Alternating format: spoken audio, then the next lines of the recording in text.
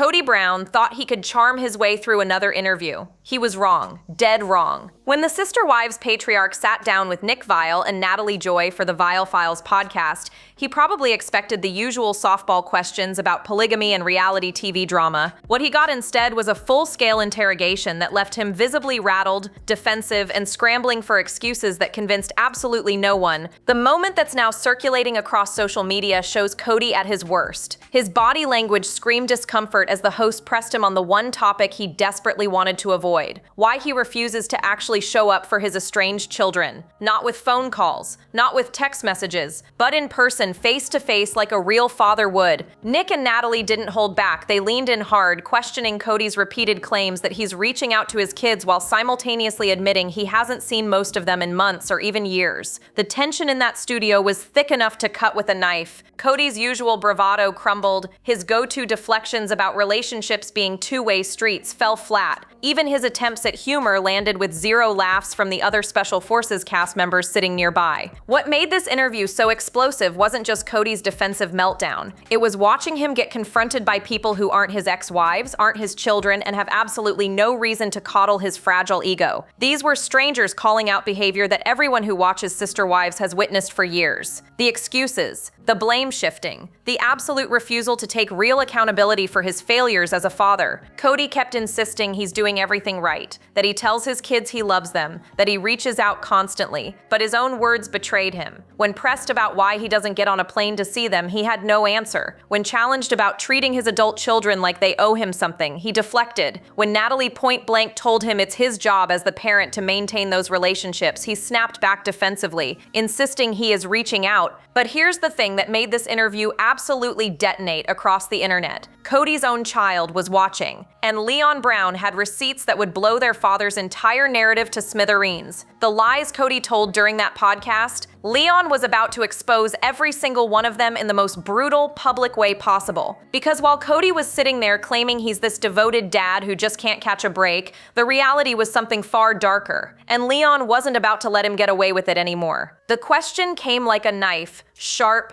direct, impossible to dodge. Nick Viall looked Kody Brown dead in the eye and asked what everyone watching Sister Wives has been screaming at their screens for years. Why don't you get on a plane and go see your kids? It's such a simple question, such an obvious solution to a man who claims he's desperate to repair relationships with his estranged children. If you truly want to reconnect with your daughter Mykelti in North Carolina, Kody, why not book a flight? If you're genuinely heartbroken about the distance between you and your kids, why not show up at their doorsteps and prove it? Kody's response was everything you'd expect from someone who spent years perfecting the art of avoiding accountability. He stammered, he deflected. He launched into a long, winding explanation about how he does reach out, how he calls them, how he tells them he loves them, and waits for them to be ready to talk. But Nick wasn't buying it. Neither was Natalie. They pushed harder, questioning why phone calls from 1,500 miles away should count as genuine effort when your children are clearly crying out for more. When your relationship is shattered and your kids are hurting, a text message doesn't cut it. A voicemail saying, "I love you, call me when you're ready," doesn't heal years of neglect and broken promises. Kody's defense that he reaches out often to the ones who aren't reaching back. That the responsibility for a relationship is on two people, especially when they're adults. That most of his children were already grown and out of the house when the divorces happened, so somehow that absolves him of parental duty. The mental gymnastics were Olympic level. He actually sat there and argued that because his kids are legally adults, they share equal responsibility for maintaining a relationship with their father. As if the parent-child dynamic somehow evaporates the moment someone turns 18. As if years of emotional damage and favoritism can be fixed with sporadic phone calls and zero physical presence. What made this moment so infuriating was watching Kody act like he's the victim in all of this. Like he's this devoted father being unfairly rejected by ungrateful children who just won't meet him halfway. He conveniently ignored the fact that some of these kids watched him spend years prioritizing Robyn and her children while treating everyone else like afterthoughts. He glossed over the COVID protocols that kept him away from Gabriel and Garrison while he stayed comfortably at Robyn's house. He dismissed the reality that his daughters like Madison haven't spoken to him in years, that they're having babies and building families without him because he's proven time and time again that he won't actually show up when it matters. Nick and Natalie kept pressing, Kody kept deflecting, and the internet kept watching, absolutely stunned that this man genuinely believes a few phone calls equal real parental effort. But the reckoning was coming, and it had Leon Brown's name all over it. Leon Brown had heard enough, and they weren't staying quiet anymore. While Kody sat on podcasts spinning his narrative about being this devoted father who reaches out constantly, Leon took to Instagram stories with a statement that scorched everything their father claimed. No sugarcoating, no polite deflection, just raw, unfiltered truth that exposed Kody as exactly what Leon called him, a liar and a joke of a father. The words hit like a bomb. Leon wrote that they hadn't heard from Kody since their brother Garrison took his own life in early 2024. Let that sink in. Garrison Brown, Kody's son, died by suicide less than a year ago, and according to Leon, their father hasn't reached out even once since that tragedy. Not once, but it gets worse. So much worse. Leon didn't just call out the months of silence. They revealed that Kody blatantly blew them off at Garrison's funeral, at their brother's funeral, the one place where you'd think even the most neglectful parent would step up, show compassion, and be present for their grieving children. Kody couldn't even manage that. The Instagram post was brutal in its clarity. Leon made it crystal clear that all of Kody's claims about reaching out to his kids were complete fiction. There's a ridiculous video of my father circulating where he says he reaches out to his children, Leon wrote. Let me be so clear, I have not heard from that man since my brother killed himself. The fury in those words was palpable. This wasn't just a child frustrated with an absent parent. This was someone who'd watched their father lie to the public, play the victim, and pretend to care while doing absolutely nothing behind closed doors. Leon had receipts, they had the truth, and they were done letting Kody control the narrative. What makes Leon's statement even more powerful is how rare it is. Leon generally stays out of the sister-wives drama. They've stepped away from the public eye, living their life away from the cameras and chaos. For them to break that silence and come out swinging means Kody's lies finally crossed a line that couldn't be ignored. And here's the thing that makes this whole situation absolutely heartbreaking. Leon is Mary's only child. Mary, who spent years begging Kody for attention and affection. Mary, who stayed in a loveless marriage for decades hoping things would change. Her child, the one she raised while watching Kody prioritize his other wives, just publicly disowned him. The contrast between Kody's carefully crafted public persona and the reality Leon described couldn't be starker. On one side, you have Kody on podcasts talking about how much he loves his kids and how he's always reaching out. On the other, you have his actual child saying they haven't heard from him since their brother's death and that he disrespected them at that brother's funeral. One of these stories is true, and it sure isn't Kody's. Kody Brown thinks a phone call makes him Father of the Year. Spoiler alert, it doesn't. Throughout that Viall Files interview, Kody kept circling back to the same tired defense. I reach out to them, I call them, I tell them I love them. He repeated it so many times it became painfully obvious he actually believes this counts as meaningful parental effort. Like checking a box on a to-do list somehow equals repairing fractured relationships with children who are clearly in pain. But here's what Kody conveniently ignores. His kids have already confirmed that yes, he calls. My Kelty Padron admitted exactly that in a previous interview. She said Kody does call her. The problem? That's literally the bare minimum. It's the absolute least a parent can do while still technically being able to claim they're staying in touch. A phone call from Flagstaff to North Carolina doesn't replace showing up at your daughter's door. It doesn't replace looking her in the eye and having the hard conversations about why your relationship fell apart. It doesn't replace being physically present for your grandchildren, for family milestones, for the moments that actually matter. Kody acts like geography is this insurmountable obstacle. Like the distance between Arizona and North Carolina is some impossible chasm that no mortal father could possibly cross.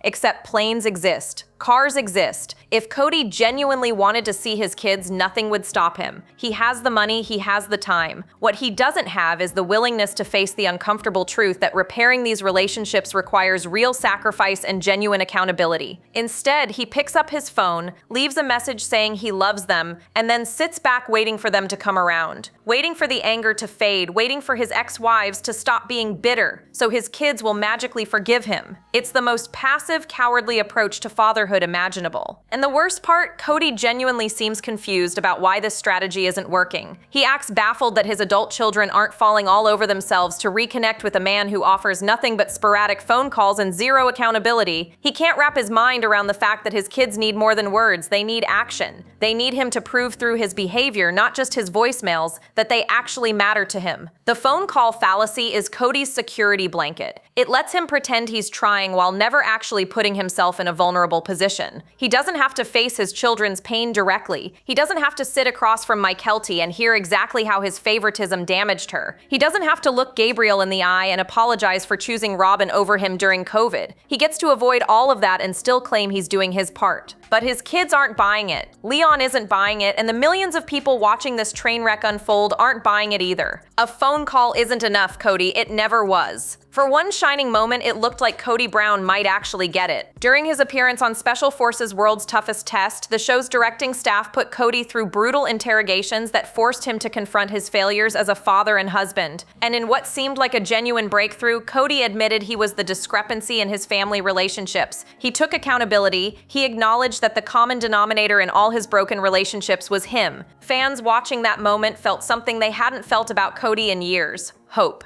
Maybe this experience had cracked through his narcissism. Maybe the military-style confrontation had finally forced him to see what everyone else could see so clearly. Maybe Kody Brown was actually going to change. That hope lasted approximately 5 minutes. Because as soon as Kody left that show and started doing press interviews, the backtracking began. Suddenly, the accountability he'd shown on Special Forces was reframed as something he'd been pressured into saying. He claimed the military perspective made him feel like if he was partly responsible, then he was wholly responsible, and that wasn't fair. He started pushing back on the idea that the problems in his family were primarily his fault. The relationships go two ways. Narrative came roaring back. Kody went on multiple outlets explaining that yes, he'd said those things on Special Forces, but he didn't really mean them. Not fully, anyway. He felt like he'd taken on way more blame than he actually deserved. His ex-wives were bitter. His kids were being loyal to their mothers. The real problem wasn't him. It was everyone else refusing to meet him halfway. It was one of the most blatant examples of someone saying what they needed to say in the moment to survive, then immediately retracting it once they felt safe again. Kody played the part of the remorseful father for the cameras, collected his appearance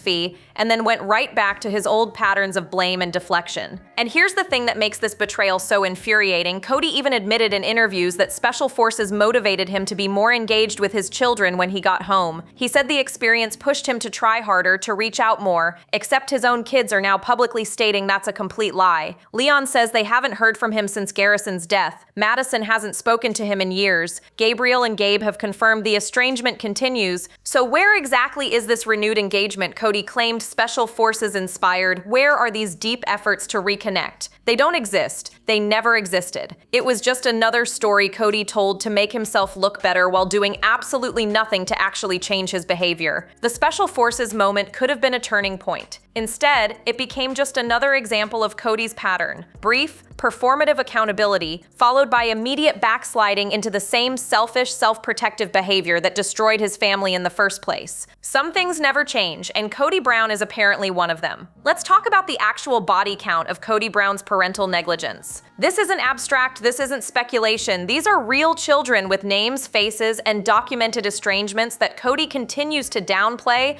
while claiming he's this devoted father doing everything right. Start with Madison Brush, Janelle's daughter. She's had 4 children now, and according to reports, she didn't even tell Kody about her 4th pregnancy. Think about that for a second. Your relationship with your father is so non-existent, so damaged, that you don't bother informing him you're bringing another grandchild into the world. Madison hasn't spoken to Kody in years, and he apparently sees nothing wrong with this. Then there's Gabriel and Garrison, Janelle's sons who bore the brunt of Kody's COVID insanity. Remember those ridiculous protocols? Kody demanded his adult children follow strict rules if they wanted to see him, rules that conveniently didn't apply to Robyn's household. Gabriel tried desperately to maintain a relationship, bending over backwards to meet Kody's demands, and still got breadcrumbs of attention. Garrison pulled away entirely, and the rift between him and Kody never healed before Garrison took his own life in early 2024. That tragedy alone should have been a wake-up call. Losing a child to suicide should shatter any parent into immediate action with their surviving children. But according to Leon, Kody hasn't reached out even once since Garrison's death. Not to Leon, not to Gabriel, he's just absent. Leon themselves represents another devastating failure failure. Mary's only child, someone who watched their mother beg for Kody's affection for decades, has now publicly disowned him. They're living their life as a transgender person, navigating their identity, and their father is nowhere to be found. Leon had to watch Kody blow them off at their own brother's funeral. The disrespect is staggering. Christine's kids aren't faring much better. Mykelti admits Kody calls, but that's where the relationship ends. No visits, no real effort beyond those performative phone calls. Isabel had major surgery for her scoliosis, and Kody didn't even bother showing up because of COVID restrictions. He somehow managed to ignore when it came to Robyn's needs. Meanwhile, Kody's 5 children with Robyn get everything: his time, his attention, his physical presence. They're right there in Flagstaff, engaging with him daily, while kids scattered across the country get occasional phone calls and empty promises. The favoritism couldn't be more obvious if Kody tattooed it across his forehead. He's literally applying a proximity-based parenting model. If you're nearby and easy, I'll invest in you. If you require actual effort, actual travel, actual sacrifice, you're on your own. And some of these estranged children aren't even adults. There are minor kids living out of state with their mothers that Kody has essentially abandoned, yet he's applying the same "they need to reach out to me" logic he uses with his adult children. It's not parenting, it's neglect with a phone bill attached.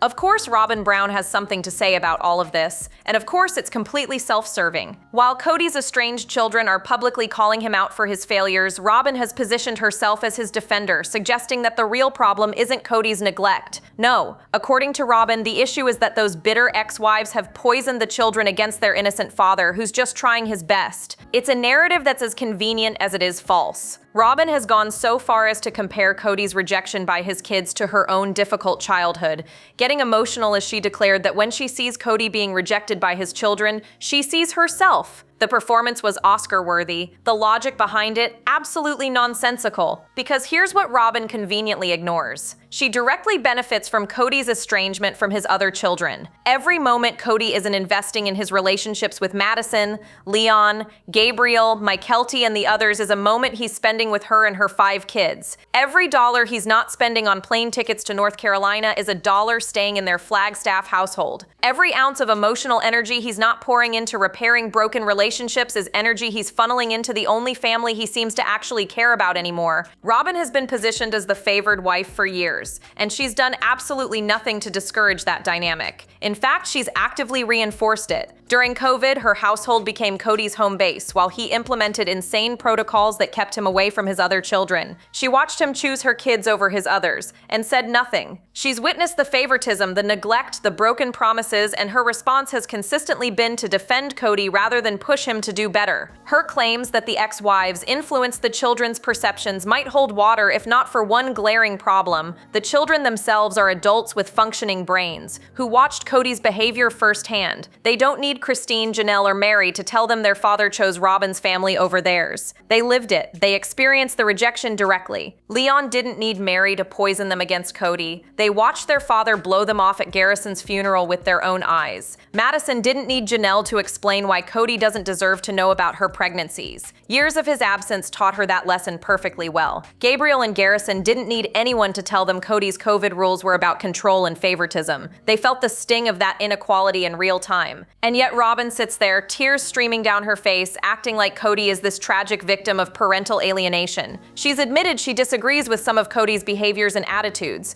but where's the actual pushback? Where's the moment where she tells him to get on a plane and fix this? Where's her encouragement for him to prioritize the children who are hurting instead of hiding out with the ones who make him comfortable? It doesn't exist. Because Robyn's defense of Kody isn't about helping him be a better father, it's about maintaining her position as the wife who matters most. Sometimes it takes a complete stranger to say what everyone's been thinking for years. Natalie Joy wasn't having any of Kody's excuses. As he sat there on the Viall Files podcast spinning his familiar web of deflection and blame, she cut through every single layer of nonsense with one simple, devastating truth. It's not your children's job to keep the relationship. It is your job. The silence that followed was deafening. Kody's face showed exactly what happens when someone who's spent years avoiding accountability suddenly gets confronted with basic parenting reality. He stammered. He tried to deflect. He immediately shot back with, "No, but I am reaching out. That is my point, that I am reaching out." Except that wasn't the point at all. And Natalie knew it. She just delivered the most fundamental truth about parent-child relationships, something that any decent parent understands instinctively. You are the adult. You are the parent. Your children don't owe you a relationship. You owe them your effort, your presence, your willingness to do whatever it takes to repair what's broken. That responsibility doesn't end when they turn 18. It doesn't end when they move out of state. It doesn't end when they're angry with you or when reaching out feels uncomfortable. It never ends. But Kody couldn't accept that. His entire defense system is built on the idea that relationships are 50-50 propositions, even when one party is the parent and the other is the child. He genuinely believes that because his kids are legally adults, they share equal responsibility for fixing relationships he broke. It's a mentality that lets him sleep at night while his children suffer, convincing himself he's done his part by making a few phone calls. Natalie wasn't buying it, neither was Nick. You could see the frustration on both their faces as they watched Kody perform these mental gymnastics in real time. Here was a man with 18 children, multiple estranged relationships, a dead son with whom he never reconciled, and he still couldn't grasp the basic concept that parents pursue their children, not the other way around. The beauty of Natalie's intervention was its simplicity. She didn't need to know the intricate details of sister-wives drama. She didn't need years of watching Kody's favoritism play out on television. She just needed to hear him describe his approach to parenting and immediately recognize it for what it was: abdication of responsibility disguised as mutual accountability. When she told him to keep reaching out, to keep showing his kids he cares, even if they don't respond, she was giving him advice that any parent estranged from their child desperately needs to hear. Don't stop. Don't give up. Don't wait for them to come to you. Keep pursuing them, because that's what parents do. Kody's response: more excuses about how he does reach out, how he tells them he loves them, how sometimes they're kind and sometimes they're not. He learned nothing. Absolutely nothing. But at least Natalie tried. At least someone in that room had the backbone to tell Kody Brown exactly what he needed to hear, even if he refused to listen. Here's where Kody's logic doesn't just fall apart, it becomes genuinely disturbing.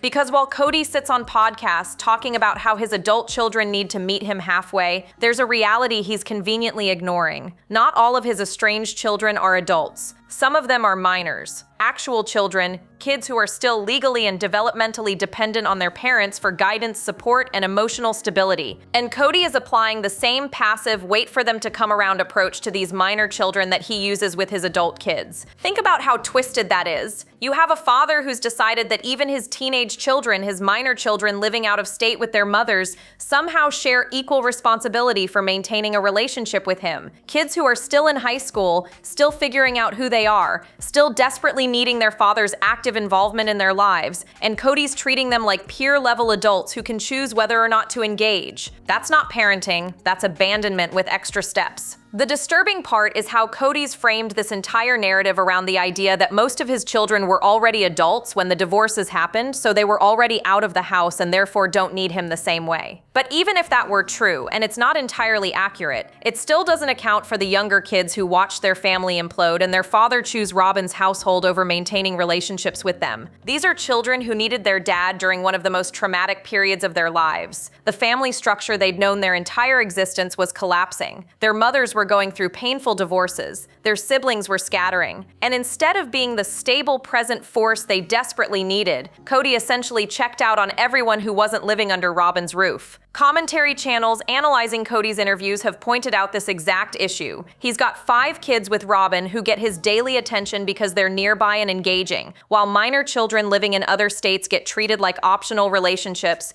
he'll invest in only if they make it easy for him. The cruelty of that approach cannot be overstated. A minor child shouldn't have to reach out to their father to prove they deserve his attention. A minor child shouldn't be expected to navigate complex adult emotions around divorce and abandonment while also being responsible for maintaining the parent-child relationship. That's not how healthy parenting works. That's not how any of this is supposed to work. But Kody has convinced himself that geography and his children's ages absolve him of the responsibility to actually parent. If they're not right in front of him, if they require effort to see, if they're struggling with anger or hurt that makes interactions uncomfortable, then he's decided they're not worth the investment. The most heartbreaking part, these kids are growing up watching their father choose comfort over connection. And one day, when they're truly adults, they'll remember exactly who showed up and who didn't. Kody won't be able to blame their mothers for that. Kody Brown's legacy is written, and it's not the one he thinks it is. He wanted to be remembered as the patriarch of a successful plural family, a man who defied conventional marriage and built something unique. Instead, he'll be remembered as the father who had 18 children and lost most of them through his own selfishness, favoritism, and catastrophic inability to accept accountability. The receipts are everywhere. Multiple adult children have publicly confirmed their estrangement. Leon just called him a liar and a joke of a father on social media. Madison hasn't spoken to him in years and didn't bother telling him about her 4th pregnancy. Gabriel and Garrison bore the brunt of his COVID madness, and Garrison never got the chance to reconcile before his death. McKelty gets occasional phone calls and nothing more. Isabel needed her father during major surgery and he chose Robyn instead. This isn't a case of bitter ex-wives poisoning children against an innocent father. This is a pattern of documented neglect spanning years, confirmed by the very children Kody claims to love so much. When your own kids are publicly refuting your narrative, when they're sharing their pain on social media and in interviews, you can't keep pretending you're the victim. And now season 20 is teasing therapy and reconciliation attempts. Kody supposedly wants to bridge the gap with his children. He's apparently interested in healing, but his kids remain skeptical, and honestly, can you blame them? How many times have they watched their father perform remorse, only to backtrack the moment he feels safe again? How many times have they heard him say he's trying, only to experience zero actual change in his behavior? The mid-season trailer shows Kody attempting to apologize to his ex-wives, but even Mary tells him to stop using that word because it's starting to sound disingenuous. When your apologies have become so repetitive and meaningless that people are asking you to stop saying you're sorry, you've reached a whole new level of accountability failure. Here's the question nobody seems to be asking Kody directly. What happens when Robyn's kids grow up and realize what their father did to their siblings? What happens when they're old enough to understand that their comfortable childhood came at the expense of their half-siblings' relationships with their dad? Will they look at Kody with the same admiration, or will they see him for exactly what Leon called him, a joke of a father? The tragedy of Kody Brown isn't that his family fell apart, it's that he had so many chances to fix it and chose his ego every single time. He had opportunities after every divorce, after special forces, after Garrison's death, after Leon's public statement. Every single time, he could have chosen real accountability over self-protection. Every single time, he could have gotten on that plane, shown up at his children's doors, and done the hard work of repair. He chose himself instead, and now he's losing them one by one exactly the way he deserves. Drop your thoughts below, like, subscribe, and stay tuned because the next video is waiting and you won't want to miss what's coming next.